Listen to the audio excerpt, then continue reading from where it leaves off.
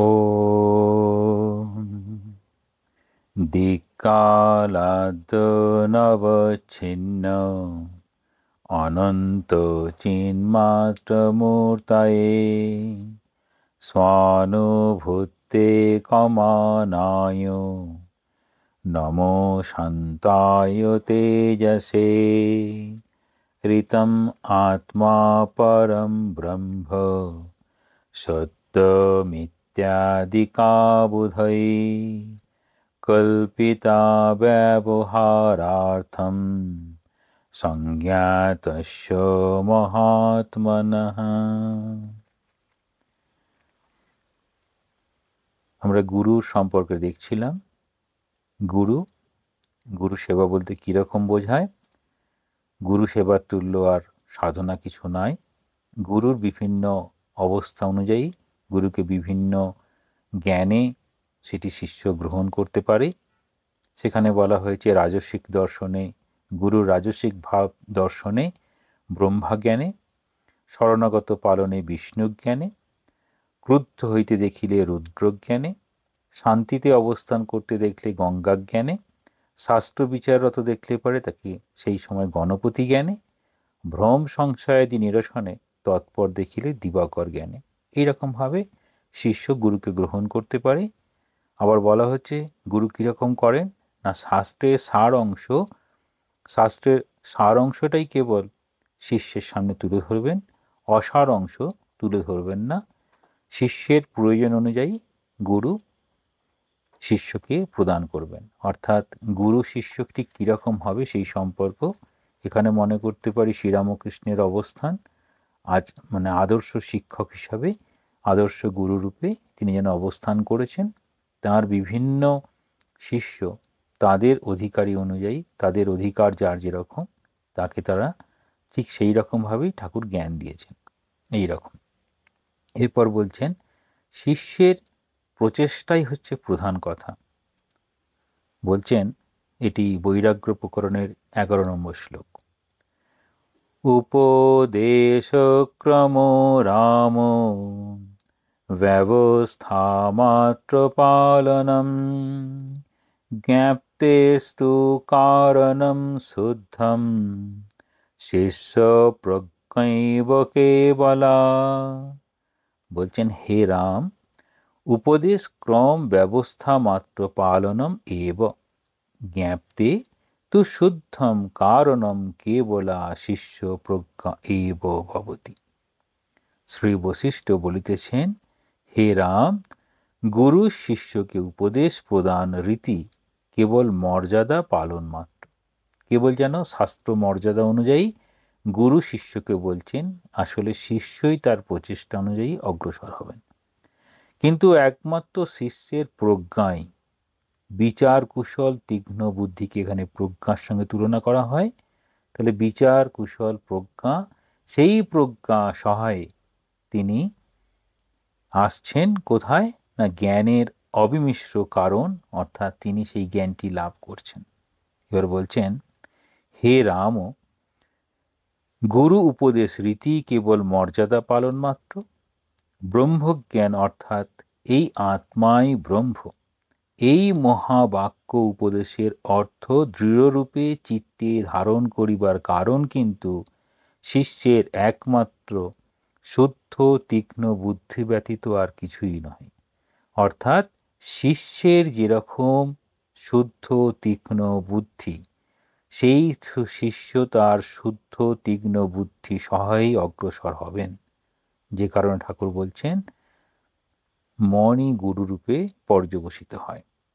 শিষ্যের তত্ত্ব ধারণ সমর্থ সূক্ষ্ম ও বিশুদ্ধ বুদ্ধি বিনা সকল উপদেশই ব্যর্থ, ইহাই ভাবার্থ। তাহলে শিষ্যের কোন গুণটির প্রাধান্য জ্ঞান বিচারের মাধ্যমে বলা হয় না, সূক্ষ্ম বিশুদ্ধ বুদ্ধি। গুরু যতই উত্তম উপদেশ দিন না কেন, শিষ্যের তাহা ধারণা করিবার সামর্থ্য না থাকিলে ওই উপদেশ তৎকালীন ফল প্রসব করে না। আমরা দেখি বাগানের মালি যতই সার জল দুক না কেন, ফুল গাছকে কিংবা গাছকে সেইগুলো গ্রহণ করে তাহলে অ্যাসিমিলেশন, তার নিজের একীভূত করে নিয়ে সে নিজেকে বড় করবে, সে সেখান থেকে ফল ফুল দিয়ে নিজেকে বিকশিত করবে। কিন্তু তার ওই নেওয়ার ক্ষমতা সেটি হচ্ছে প্রধান। তাহলে গুরু উপদেশ দেবেন, সদ্গুরু অবশ্যই প্রয়োজন, কিন্তু শিষ্যের এই যে মেধা, স্বামীজি বলছেন কীরকম যুবক চাইছেন? আশিষ্ট দরিষ্ঠ বলিষ্ঠ মেধাবী যুবক। তাহলে এই মেধাবী যুবক, আশিষ্ট দরিষ্ঠ বলিষ্ঠ, এই রকম তার গুণগুলো, অর্থাৎ যারা ওই তত্ত্বগুলোকে, ওই উপদেশগুলোকে জীবনে বয়ে নিয়ে যেতে পারে।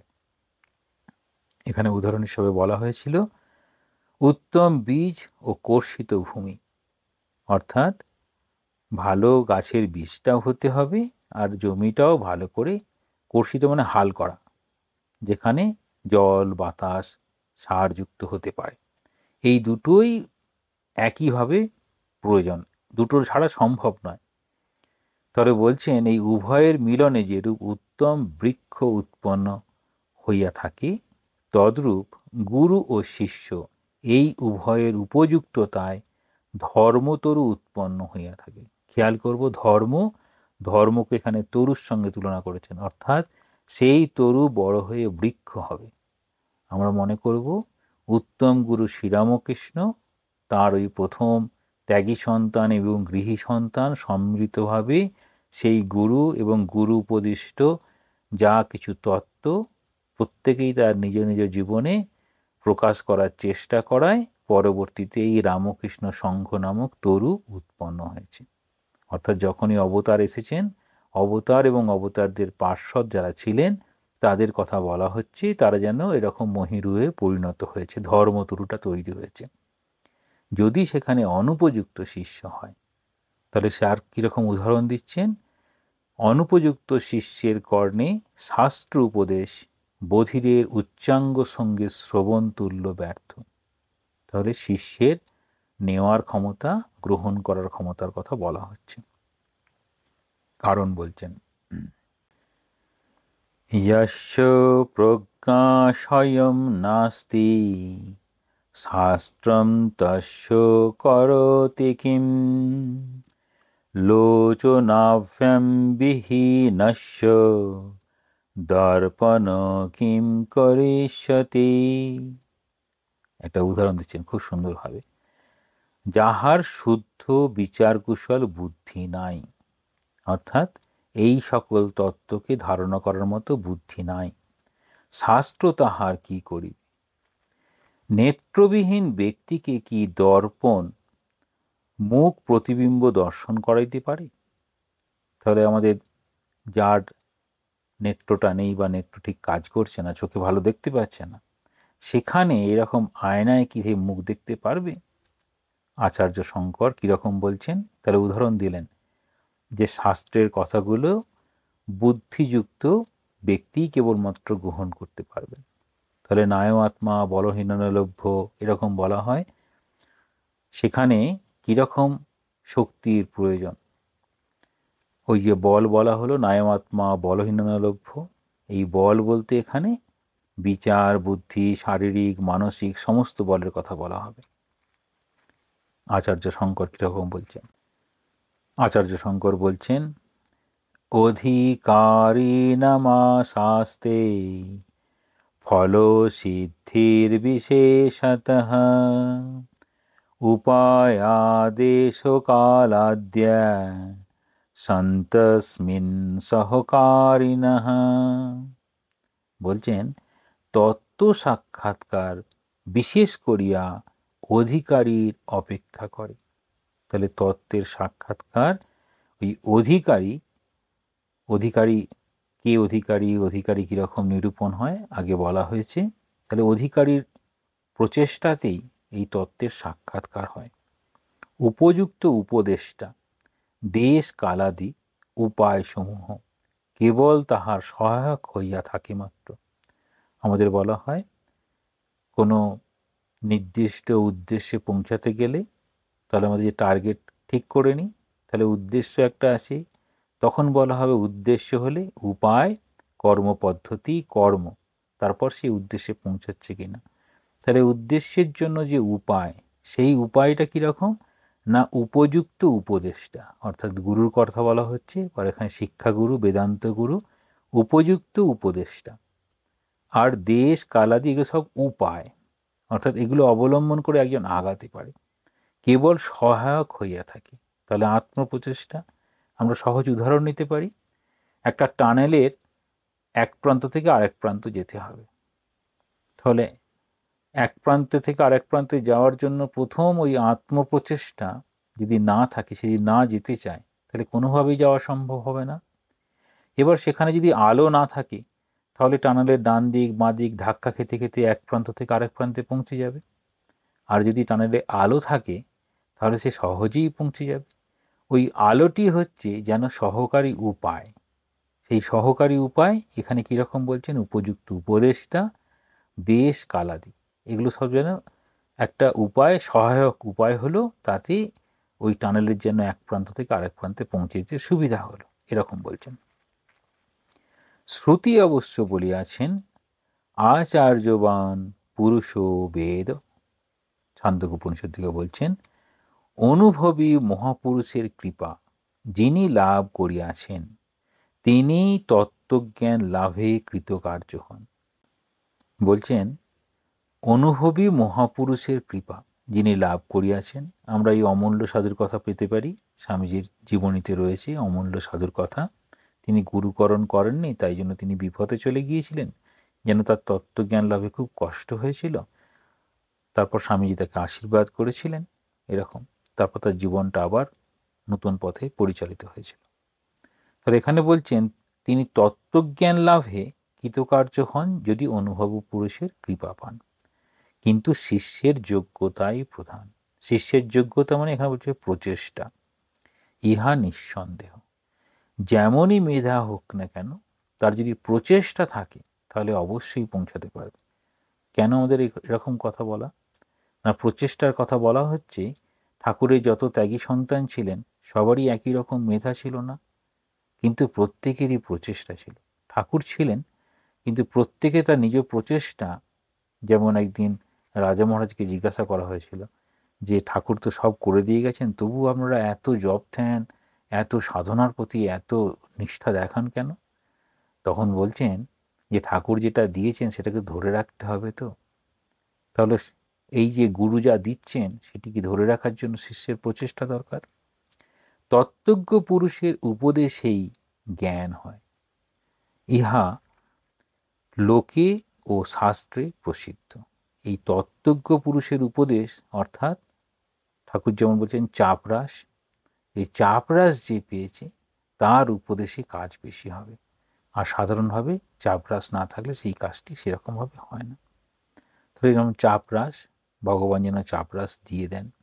তাই তত্ত্বজ্ঞ পুরুষের উপদেশেই জ্ঞান হয়, কারণ এই তত্ত্বজ্ঞ পুরুষ যখন উপদেশ করছেন, যেহেতু তিনি ওই পথে চলেছেন, বিভিন্ন বাধার সম্মুখীন হয়েছেন, হয়ে নিজে কৃতকার্য হয়েছেন, অর্থাৎ নিজের জীবনে সেটি লাভ করেছেন, সেই তত্ত্বজ্ঞ পুরুষ তার সমস্ত পথ জানা আছে। যেমন স্বামীজি বলছেন এই আধ্যাত্ম পথে সেই পথটা খুব ভালো করে তার দেখা আছে, সেই জন্য তিনি সেটাকে খুব ভালো করে প্রকাশ করতে পারেন। তাহলে ইহা লোকে ও শাস্ত্রে, মানে ইহা ঠিক, কিন্তু শিষ্যের যোগ্যতা যদি পরিপূর্ণ হয়, তবে পরোক্ষ জ্ঞানী বা অন্য কোনো সাধারণ লোকের আকস্মিক বচন শুনিয়াও জ্ঞান হইতে পারে। এটা কোনখান থেকে বলা হচ্ছে? শিষ্যের যোগ্যতা যদি পরিপূর্ণ হয়, পরোক্ষ জ্ঞানী, অপরোক্ষ মানে যারা অনুভব হয়েছে অপরোক্ষ জ্ঞানী সেরকম নয়, পরোক্ষ জ্ঞানী, এরকম বিভিন্ন শাস্ত্র পড়েছেন, অনুভব করছেন, সেখান থেকে জেনে বলছেন, বা সাধারণ লোকের কথা, সাধারণ লোক হতে পারে, সাধারণ ঘটনা হতে পারে বিভিন্ন, যেমন অবধূতের বিভিন্ন, তিনি দেখছেন মৌমাছির জীবন দেখছেন, তিনি চিলকে দেখছেন মাছ নিয়ে যেতে, এরকম বিভিন্ন দেখছেন, দেখে তিনি জ্ঞান লাভ করেছেন। তাহলে একই রকমভাবে যদি শিষ্যের যোগ্যতা থাকে, শিষ্যের যোগ্যতা এটা খুব আমরা ভাবতে পারি বিজ্ঞানের দিক দিয়ে। যেমন আপেল গাছ থেকে নিচেই পড়ে, সবাই চিরকাল দেখে আসছে। নিউটন একদিন বাগানে বসে বসে ওটা দেখলেন, ভাবলেন উপর দিকে চলে যায় না কেন। এই যে শিষ্যের যোগ্যতা মানে চিন্তা করার, সেখান থেকে তিনি আবিষ্কার করলেন। ঠিক সেরকম শিষ্য যদি গভীরভাবে চিন্তা করে তো তিনি কত কি পেতে পারেন। যেমন কোনো ব্যক্তি কোনো কথা বলিল, আর সে কথা হয়তো কাহারও জীবনের গতি মোক্ষ মার্গে আকৃষ্ট করিল। এবার ঘটনা বলবেন। এই বিষয়ে দৃষ্টান্ত লালাবাবুর বৈরাগ্য। লালাবাবুর একজন ব্যক্তির কথা বলা হচ্ছে, লালাবাবুর বৈরাগ্য। সেটি কীরকম হলো না, অপরের উদ্দেশ্যে ও অন্য অর্থে কথিত পথি পার্শ্বস্থা রজক কন্যার বচন বেলা যায়, বেলা যেন যে দিনটা চলে যাচ্ছে, বেলা চলে যাচ্ছে, শুনিতে পাইয়া অতুল ঐশ্বর্যবান লালাবাবুর বৈরাগ্য হয় ও তিনি সংসার ত্যাগ করিয়া ব্রজধামে ঈশ্বর ভজনে জীবনাতিপাত করেন। ইহা বঙ্গদেশে প্রসিদ্ধ আছে। তাহলে কীরকম হলো, তাহলে একটি মেয়ে বলল যে বেলা চলে যাচ্ছে, তো এইরকম কথাটাই সঙ্গে সঙ্গেই আরেকজন লালাবাবুর মনে বৈরাগ্য তৈরি করলো। তাহলে এরকম জীবনের বিভিন্ন ঘটনা তার যেন জীবনের বৈরাগ্য তৈরি করে দেয়। যেমনভাবে ভগবান বুদ্ধের জীবনে দেখা যায়, ওই কতকগুলো দৃশ্য দেখলেন, তারপর তিনি চললেন যে সত্যিকারের আসল রহস্য আমি জানবো, সত্যকে আমি জানবো, তিনি চললেন। তাহলে এরকম বিভিন্ন ঘটনা, সেই ঘটনা যদি আমরা ঠিক করে দেখি তাহলে সেখান থেকেও আমরা জ্ঞান লাভ করতে পারি। শাস্ত্র কীরকম বলছেন, যথা তথা উপদেশেন কৃতার্থ সত্যবুদ্ধিমাन् আজীবম অপি জিজ্ঞাসু পরস্তত্র বিমুহ্যতে। শুদ্ধ বুদ্ধি পুরুষ যাদৃচ্ছিক উপদেশ লাভেই কৃতার্থ হইয়া থাকেন। অশুদ্ধ চিত্ত জিজ্ঞাসু যাবজ্জীবন বিমোহ প্রাপ্ত হইয়া থাকে। তখন শুদ্ধ বুদ্ধিযুক্ত মানুষ অর্থাৎ যার বুদ্ধিটা ঈশ্বরের দিকে পরিচালিত হয়েছে। তাহলে ঈশ্বরের দিকে পরিচালিত হলে উপদেশ যখনই পাবেন তখনই সেটি তার কাজে লাগবে। আর যদি অশুদ্ধ চিত্ত অর্থাৎ তার কাছে জগৎটাই শেষ কথা, সেরকম হলে পুরো জীবনটা এই বিমোহ প্রাপ্ত হয়, অর্থাৎ মোহ মায়া মোহের মধ্যে দিয়ে চলে যাবে। এরকম এবার উদাহরণ দেবেন, কোনো অজ্ঞানীর উপদেশও যথার্থ অধিকারীর কর্ণে প্রবেশ করিলে তাহাতেও কাজ হয়। সাধারণ তার হয়তো সেরকম জ্ঞান নেই, তার হঠাৎ কোনো কথাতে যিনি অধিকারী তিনি ওখান থেকেও জ্ঞান লাভ করতে পারেন। এখানে রহস্য এই যে অজ্ঞানী উপদেশ দিল সেই কথাটা তাহার নিজের নয়। তাহলে অজ্ঞানী যেটা বলছেন, যার এখন ওই রকম জ্ঞান লাভ হয়নি, এরকম পণ্ডিতের মতো কথা, তাহলে সেখানে কি হবে, তিনি যে উপদেশটা দিচ্ছেন সেটি কোনো না কোনো শাস্ত্রে আছে, সেটা পরম্পরাক্রমে শাস্ত্র বা কোনো তত্ত্বজ্ঞ মহাপুরুষের মুখ হইতেই বাহির হইয়াছে। সুতরাং তাহা আত্মবাক্য বা তত্ত্বজ্ঞানেরই বাক্য। তাহলে বলছেন অজ্ঞানী উপদেশ দিয়েছেন, মানে যিনি এখনো ভগবান লাভ করেননি। জ্ঞান বলতে বোঝায় যিনি ভগবানকে লাভ করেছেন তিনি হচ্ছেন জ্ঞানী, যিনি ভগবানকে লাভ করেননি তিনি হচ্ছেন অজ্ঞানী। এই ঠাকুরের কথা দেখবেন, মাস্টারমশাইকে বলছেন তোমার পরিবারটি কীরকম, সে বলছেন অজ্ঞানী। ঠাকুর বলছেন তুমি তুমি কি তাহলে খুব জ্ঞানী? তাহলে ওখানে বলছেন এক জানার নাম জ্ঞান। এক মানে সেই ব্রহ্ম বা ঈশ্বরকে জানার নাম জ্ঞান, বাকি যতই পড়াশোনা থাকুক সেটি শাস্ত্রালোকে অজ্ঞানী। কিন্তু শাস্ত্রালোকে অজ্ঞানী অর্থাৎ তার এখনো জ্ঞান লাভ হয়নি, তিনি যেটা বলছেন, তিনি তো কোনো বই পড়েছেন, বই পড়ে বলছেন, বা কোনো মহাপুরুষের কথা বলছেন, শাস্ত্র যখন আলোচনা করছেন, সেই জ্ঞানটাও অধিকারী যিনি হবেন তিনি কাজে লাগাতে পারবেন। এবার বলছেন আমরা যে বিভিন্ন ধরনের কাজ করি সেই কাজটা কে করে? আমাদের বুদ্ধি, মন বুদ্ধি চিত্ত অহংকার এরকম অন্তঃকরণ কাজটি করে। সেখানে বুদ্ধি একটা বিশেষ রোল আছে। বুদ্ধি কি করে? বুদ্ধি হচ্ছে বিচার করে, আগে মানে পরম্পরা বিচার করে, আগে যেটা জেনেছিল পরে তার সঙ্গে মিলিয়ে দেখার চেষ্টা করে। যেমন কুকুর সম্পর্কে খুব ভালো করে আমরা জানি, বিভিন্ন ধরনের কুকুর দেখতে, সেটাকে দেখেও বলতে পারো না এটা কুকুর। তাহলে কুকুর সম্পর্কে ধারণা আছে, যেটি দেখছে তার সঙ্গে বিচার করে বলতে পারে সেটি কুকুর। তাহলে যেমন বিচার করে বলা, আগে একটি ধারণা তৈরি করে রাখা, এই যে একটার সঙ্গে একটা বিচার করছে, এই বিচারের কাজটি কী করে না, বুদ্ধি করে। সেই রকম বুদ্ধি যে 4 প্রকার হয় সেটা বলছেন কীরকম। 1 নম্বর হচ্ছে পাষাণের ন্যায়, 2 বলছেন রাবারের ন্যায় বা রবারের ন্যায়, 3 হচ্ছে চর্মতুল্য, 4 হচ্ছে তৈল সদৃশ। বুদ্ধি এত রকমভাবে হতে পারে। যদি পাষাণের ন্যায় হয়, তাহলে তুলনা করছেন বুদ্ধিটা পাষাণের মতো। পাষাণের ন্যায় বুদ্ধি, যেটাকে আমরা জড় বুদ্ধি বলি, তাহাদিওকে কোনো কথাই বোঝানো যায় না। তাহলে যাকে কোনো রকমভাবে বোঝানো যায় না, কীরকম? পাষাণে যেমন পেরেক প্রবিষ্ট হয় না তদ্রূপ, পাথরে যেমন পেরেক ঠোকা যায় না, পেরেকটাই বেঁকে যাবে। তাহারা এত স্থূল বুদ্ধি যে কিছুতেই কোনো তত্ত্ব কথাই ধারণা করিতে পারে না। তাহলে তত্ত্ব কথা কোনো রকম ধারণা করতে পারে না। তাহাদের কর্তব্য খুব ভজন নাম জপাতি করা, কারণ সেখানে তত্ত্ব কথা প্রবেশ করবে না। তাহলে এইটা কি জাগতিক স্বার্থে পাষাণের মতো বুদ্ধি বলা হচ্ছে, না আধ্যাত্মিক অর্থে পাষাণের মতো বলা হচ্ছে? এইগুলো বেশিরভাগ ক্ষেত্রে বলা হবে খুব বাস্তব বুদ্ধি সম্পন্ন, কিন্তু তিনি এই ঈশ্বরীয় কথা বা তত্ত্ব কথা বা ধর্মের কথা একদমই গ্রহণ করেন না বা বিচার করেও দেখেন না। তারা এই রকম স্থূল বুদ্ধি। তাহাতে ধীরে ধীরে তাহাদের মন শুদ্ধ হইবে ও সূক্ষ্ম বস্তু ধারণা করিতে সমর্থ হইবে। তাহলে বারবার যাদেরকে নাম, গুণগান, ভজন এসবের কথা বলা হয় এবং তার বাইরে তারা বুঝতেই পারে না, তাদের ওই সকাল সন্ধে গুরুর নাম করবে, হাততালি দিয়ে ঠাকুরের নাম করবে, তাহলে মনটা শুদ্ধ হবে। পরবর্তীতে পরে কখনো এই সূক্ষ্ম ধারণা হতেও পারে, নাও পারে। কিন্তু তার এরকম জড়বুদ্ধি সম্পন্ন মানুষের ক্ষেত্রে এই নাম, গুণগান, ভজন ইত্যাদি করা কেন কর্তব্য? কারণ তাদের তত্ত্বকথা কোনোভাবেই প্রবেশ করে না। তাহলে এটা হচ্ছে পাষাণের মতো বুদ্ধি। এবার বলছেন রবারের মতো বুদ্ধি। সেটি কীরকম না স্থিতিস্থাপক। তাহাতে কোনো পেরেক প্রবিষ্ট করাইলে উহা প্রবিষ্ট হয়, কিন্তু ছাড়িয়া দিলেই উহা পুনঃ বাহির হইয়া আসে ও রবার পূর্বাবস্থা প্রাপ্ত হয়। তাহলে এখানে পেরেকটি হচ্ছে তত্ত্বকথার মতো, তত্ত্ব বিষয়গুলো পাথরে কোনো রকমভাবে প্রবেশ করবে না, রবারে খুব সহজে প্রবেশ করবে, কিন্তু যখনই সেই তত্ত্বকথার বাইরে আসবে সঙ্গে সঙ্গে পূর্বের অবস্থা। সেইরূপ কোনো কোনো ব্যক্তিকে তত্ত্বকথা বুঝাইলে তৎকালে সে তাহা বোঝে, তখন সে খুব ভালো বুঝলো। এটা স্কুলেও ক্লাসেও দেখা যায়, যখন বোঝাচ্ছে স্যার সঙ্গে সঙ্গে বুঝে গেল, কিন্তু স্যারের বোঝানো শেষ, সেও সব ভুলে গেল।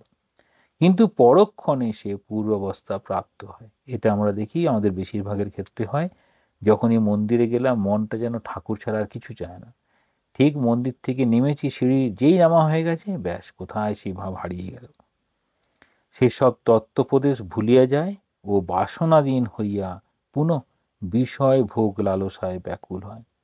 ইহাদের শুভবুদ্ধি তাৎকালিক। তাহলে তৎক্ষণাৎ যখন দেয়া হয়েছে, বুদ্ধিটা দেয়া হলো সেই সময়, অর্থাৎ যতক্ষণ মন্দিরে আছি ততক্ষণ তত্ত্ব প্রসঙ্গ চলছে, ততক্ষণ বেশ খুব সুন্দর বোঝে, কিন্তু সেটা স্থায়িত্ব একদম নেই। তাহলে স্থায়িত্ব কম, কিন্তু সহজে বুঝতে পারছে। এরপর বলছেন তাহলে এদেরকে কি করতে হবে? যদি এই রকম হয়, বারবার শুনতে হবে, বারবার শুনতে শুনতে শুনতে শুনতে তবে হবে। এর বলছেন চর্ম মধ্যে। চর্ম মধ্যে পেরেক প্রবিষ্ট হইলে উহা যতদূর পর্যন্ত গিয়াছে ততদূর পর্যন্ত ঠিক আটকাইয়া থাকে। চর্মতুল্য বুদ্ধিও তদ্রূপ, যতটুকু উপদেশ লাভ করে ততটুকু ঠিক বুঝিয়া লয় ও ঠিক ধারণা করিয়া রাখে। তাহলে যতদূর তাকে বোঝানো হলো সে ভুলে যাচ্ছে না, মনে রাখতে পারছে। তাহলে এই হচ্ছে চর্মবুদ্ধিটা।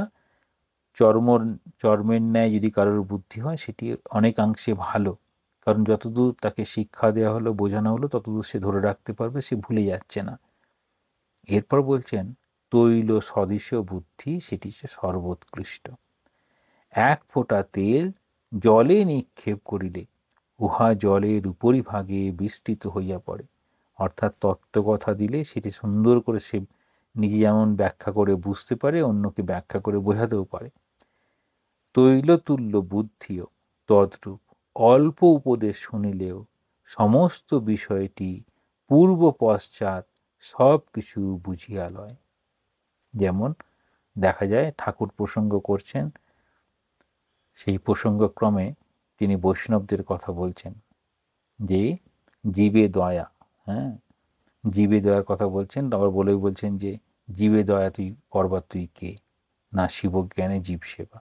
স্বামীজি তখন বলছেন, সবাই তখন আছেন, কেবলমাত্র নরেন্দ্রনাথ তৎকালীন, তিনি বলছেন যদি কখনো ভগবান দিন দেয় তো সেটি তিনি প্রচার করবেন। তাহলে তিনি সেটির সম্পূর্ণ ব্যাপারটা বুঝতে পারলেন। তৈল সদৃশ্য মানে শুধু ওই একটু মাত্র কথাতেই সমস্ত বিষয়টা ধারণা করতে পারছেন।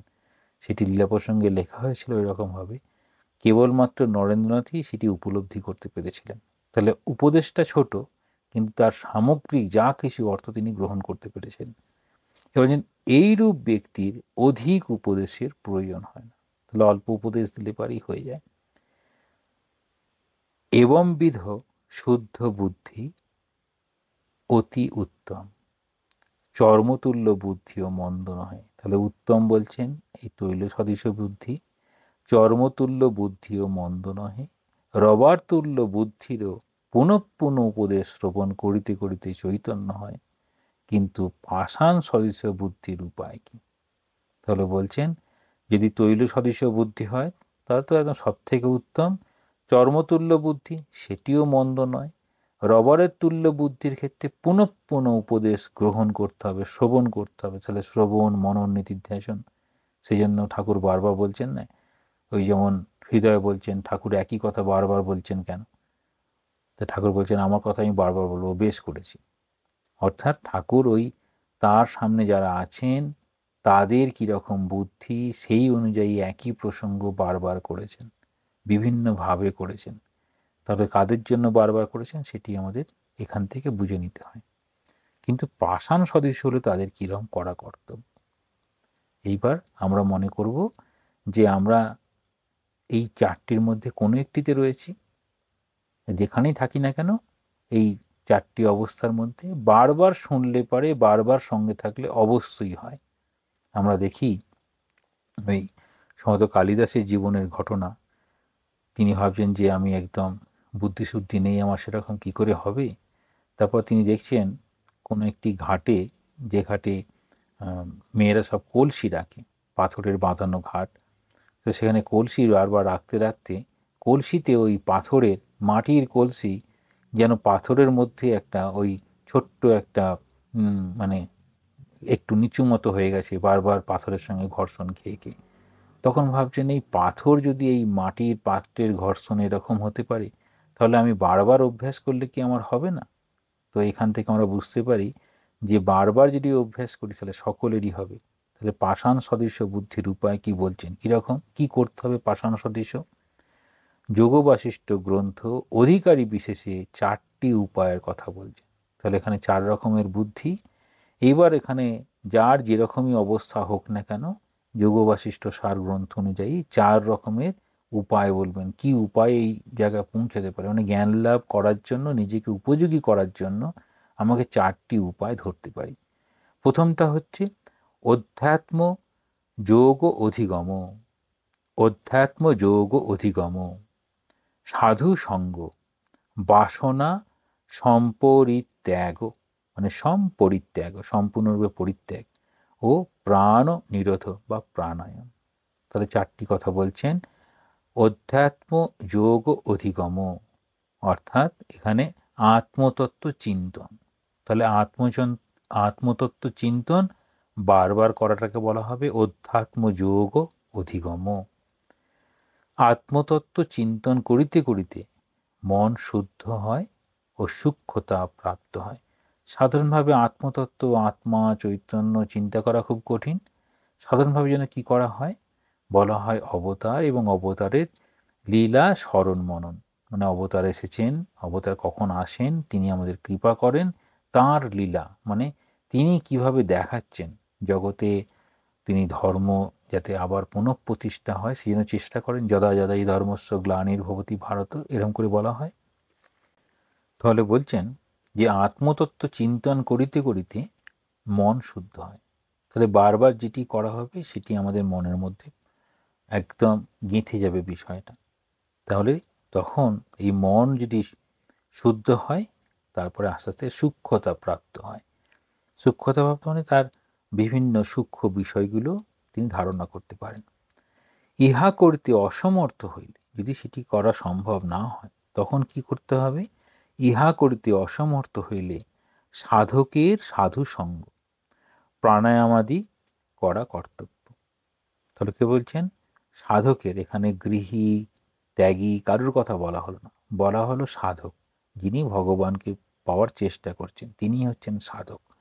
তাহলে সেই সাধক সাধু সঙ্গ করবেন। সাধুর আগে সাধু সঙ্গ কথা বলা হয়েছে, তাহলে বিভিন্ন উপায়ে তিনি সাধু সঙ্গ করবেন। আর প্রাণায়াম ইত্যাদি করা কর্তব্য। এবার বলছেন সাধু সঙ্গে কি হবে? সাধু সঙ্গে তত্ত্ব কথা পুনঃ পুনঃ স্মরণ হয়। তাহলে সাধুর সঙ্গে তত্ত্ব কথা মানে ঈশ্বরীয় কথা পুনঃ পুনঃ মানে সাধু বারবার ঈশ্বরীয় তত্ত্ব কথাই বলবেন, স্মরণ মনন করাবেন।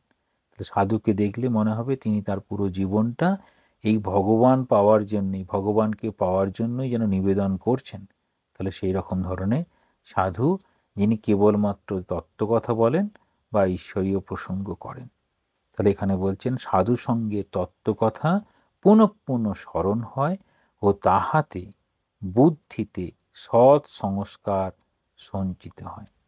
তাহলে সংস্কার আমরা কিরকম টেন্ডেন্সি তৈরি হবে, আমি কি করছি বারবার যেটা করতে করতে আমার বুদ্ধিটা সেরকম সৎ সংস্কার হলো। ক্রমশ বুদ্ধি শুদ্ধ হয়। তাহলে ক্রমশ বুদ্ধি ঈশ্বরের দিকে যায়, ঈশ্বরের পানে চলেছে, তাই জন্য বুদ্ধিটা শুদ্ধ। আর আগে কি ছিল? বুদ্ধিটা কেবলমাত্র জগতের পানে চলেছে, তাহলে সেখানে চাওয়া পাওয়া কামনা বাসনা যুক্ত বুদ্ধি হয়ে গেল। তখন সেই বুদ্ধিটা বুদ্ধি, কিন্তু এটাকে শুদ্ধ বুদ্ধি বলা হয় না। বলছেন দুর্বাসনা প্রভাবে সাধু সঙ্গ যাহাদের রুচিকর হয় না। ওই যে ঠাকুরের কাছে গেছেন, তাদের অন্যরকম বাসনা আছে, তখন বলছে তোমরা একটু নৌকায় গিয়ে বসো, নইলে পঞ্চবটি ঘুরে এসো। এই রকম দূর বাসনা, তাদের এই জগতের অনেক রকম বাসনা আছে, মানে ঈশ্বরীয় বাসনা বাদ দিয়ে বাকি বাসনাগুলোর প্রভাব খুব বেশি, যে কারণে তারা বলছেন দুর্বাসনা প্রভাবে, সেই রকম বাসনা যাদের খুব বেশি আছে তারা সাধুসঙ্গ তখন রুচি হবে না। তাহলে সাধুসঙ্গ রুচি কীরকম হবে? কার সাধুসঙ্গে রুচি হয়? সাধুসঙ্গে রুচি হয়েছে মানেই বুঝতে হবে তিনি তত্ত্বকথা পুনঃ পুনঃ শুনতে চাইছেন, সাধুকে বারবার দেখতে চাইছেন, সাধুর জীবন দেখতে চাইছেন, সাধুকে ভালোবাসছেন। এই রকম তাহারা দুর্বাসনার হাত হইতে পরিত্রাণ পাইবার জন্য শুভ বাসনার অভ্যাস দ্বারা দুর্বাসনা জয়ের চেষ্টা করবেন। যাদের সরাসরি সাধুদের সঙ্গ করতে ভালো লাগছে না, তাদের কী করতে হবে? তাদের যে এই দুর্বাসনার প্রভাব, সেই প্রভাব থেকে নিজেকে সরানোর জন্য শুভ বাসনা, এই শুভ বাসনার প্রভাবেই আমি মন্দিরের অমুক কাজে এই জিনিসটা করতে চাই, আমি একটা গঙ্গার একটা ঘাট করতে চাই, আমি একটা ঠাকুরকে নিয়ে উৎসব করতে চাই, এইরকম শুভ বাসনাগুলোকে নিয়ে আসা হবে। তাহলে এই শুভ বাসনার অভ্যাস যদি হয়, তখন আস্তে আস্তে ওই দুর্বাসনাগুলো আস্তে আস্তে কেটে যাবে। আর কি বলছেন? ক্রোধকে ক্ষমা দ্বারা, কোনো আমার অসন্তোষ তৈরি হলো, তখন আমার ক্রোধ হবে। সঞ্জায়তে কামাৎ ক্রোধ অভিজায়তে, তাহলে কামনা বাসনার যদি দ্বার বন্ধ হয়ে যায়, সঙ্গে সঙ্গে ক্রোধ তৈরি হয়। সেই ক্রোধটাকে আমরা ক্ষমার চেষ্টা করতে হবে। লোভকে দোষ দৃষ্টি দ্বারা, যখনই কোনো কিছুতে লোভ আসবে তখন মনে করতে হবে আমি যদি লোভ করছি এটা কি আমার ঠিক হচ্ছে? আমার তো এখন আর এটা লোভ করা ঠিক নয়, আমি এটাকে লোভ করলে তো মহা সমস্যা হবে, তো এটাকে লোভ করা আর উচিত হবে না। কেন লোভটা করা উচিত হবে না? তখন বলবেন না আমার এখন সুগার আছে খাবো না, না আমার আজকে একাদশী আছে খাবো না, না আমার এখন এরকম বয়স হচ্ছে, আমি এই ধরনের কাপড় পরবো না, এইরকমভাবে এই লোভটাকে যেন আমরা, না আমি এখন ভগবানকে পাওয়ার চেষ্টা করছি, আমি আর এই দিকে যাব না, এইরকমভাবে লোভটাকে যেন, সেই লোভটা কেন হচ্ছে নিজে বিচার করে তাতে দোষ অর্পণ করে যেন সরিয়ে আনার চেষ্টা করবে। এই রূপে দৈবী সম্পদের অভ্যাস করতে হয়। তাহলে এবার গীতাটা দেখলেই বোঝা যাবে, সেখানে সেখানে দৈবী সম্পদ আছে। দৈবী সম্পদের এরকমগুলো যদি পাওয়া যায়, দৈবী সম্পদ যদি এরকমভাবে পাওয়া যায়, তাহলেই আমরা তখন বুঝতে পারবো যে আমরা কি করছি, আমরা কিভাবে কিভাবে চলবো, তাহলে আমাদের দৈবী সম্পদ কি করে পাবো সেটা চেষ্টা। কিন্তু দুর্বাসনা অতি প্রবল হইলে এইরূপ উপায়ও তাহা জয় করিতে পারা যায় না। যদি খুব এই দুর্বাসনা খুব নাছোড়বান্দা হয়, তখন ওরকম করা যায় না। তখন সর্বশেষ উপায় হচ্ছে, যেটির উপর বর্তমানে খুব জোর দেওয়া হয়, যেটি সব থেকে শেষের, সেটাকে বলা হয় প্রাণ নিরোধ বা প্রাণায়াম। যে প্রাণায়াম করো খুব করে তাহলেই হবে, তাহলে প্রাণকে সংযম, মানে আমাদের প্রাণ শক্তিকে সংযম করব, প্রাণ শক্তির সংযমের দ্বারা মনটাকে আরও একাগ্র করব, জোর করে একাগ্র করব, আর ওইদিকে যেন না যায়। প্রাণের নিরোধ দ্বারা তখন মনকে নিরোধ করিবার চেষ্টা করিতে হয়। তাহলে প্রাণায়াম আমরা যে অনেকেই বলি, প্রাণায়ামটা তো শেষের দিকে। তাহলে প্রথম কি কি বলছেন এখানে যোগবাসিষ্ঠ সার এরকম বলছেন, 4টি উপায়: অধ্যাত্ম যোগ অধিগম, সাধুসঙ্গ, বাসনা সম্পরিত্যাগ, প্রাণ নিরোধ। এইরকমভাবে আমরা যোগ্যতা অর্জন করতে পারি। যে যোগ্যতা অর্জনে আমি যে ধরনেরই মেধা বুদ্ধি সম্পন্ন হই না কেন, আমি ঈশ্বরের পথে চলতে সক্ষম হব। এইরকমভাবে এখানে খুব সুন্দরভাবে তাহলে বললেন যে গুরু তিনি উপলক্ষের মতো উপদেশ দেবেন। যদিও সিদ্ধ গুরু হলে খুব সহজেই হবে। ঠাকুর বলছেন ওই জাত সাপ হলে তাহলে ব্যাঙটার সুবিধা, আর যদি ঢোঁড়া সাপ হয় সে সাপেরও অসুবিধা হবে আর ব্যাঙটারও অসুবিধা হবে। সেটি একটা উপায় আছে। আর এখানে বলতে চাইছেন, যেহেতু এখানে শিষ্য শ্রীরামচন্দ্র মানে অবতার পুরুষ, তাঁকেই শিক্ষা দিচ্ছেন, সেই জন্য গুরু নিজেকে ওরকমভাবে বলছেন। আর সাধারণ মানুষদেরকে শিক্ষা দেওয়ার জন্য বলছেন, তারা কি ধরনের বিচার বুদ্ধি সম্পন্ন, তারা যেরকমই বিচার বুদ্ধি সম্পন্ন হন না কেন, যদি একান্ত প্রচেষ্টায় যদি চেষ্টা করেন আত্মতত্ত্ব চিন্তন বা গুরু উপদিষ্ট মন্ত্রের জপ, তার সঙ্গে সাধুসঙ্গ, বাসনা ত্যাগ করার চেষ্টা, আর যদি এসবেও যদি না কাজ হয়, তখন শেষে প্রাণায়াম, এর মাধ্যমে যদি করা যায়, তাহলে অবশ্যই এখানে বলছেন সাফল্য লাভ সম্ভব হবে। তাহলে এরকম হলো। পরের দিন আমরা 12 নম্বর শ্লোকটা দেখব। ওম শান্তি শান্তি শান্তি। হরি ওম তৎসৎ। শ্রীরামকৃষ্ণার্পণমস্তু।